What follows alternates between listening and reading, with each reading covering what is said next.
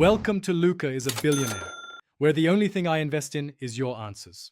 You start by opening Waze and staying on the main map so options apply to your current route. Tap the search or menu icon, then choose settings to reach navigation preferences.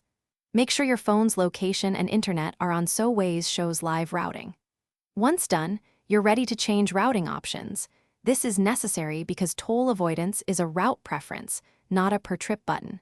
Now move to navigation settings to control route types.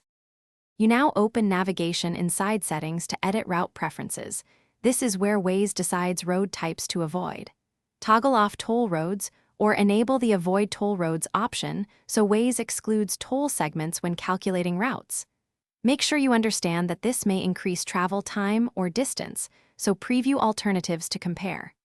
Once you toggle the setting, Waze will apply it to future routes, but you can still override per route. If needed, you enter your destination and inspect suggested routes to confirm toll segments are gone. Waze marks tolls on route previews. If a suggested path still includes a toll, reopen settings and verify the Avoid Toll Roads option remains enabled.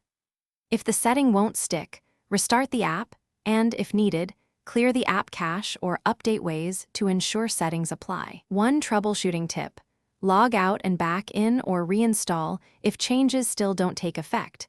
This refreshes stored preferences. Thanks for watching and please subscribe. It's the best investment you'll ever make.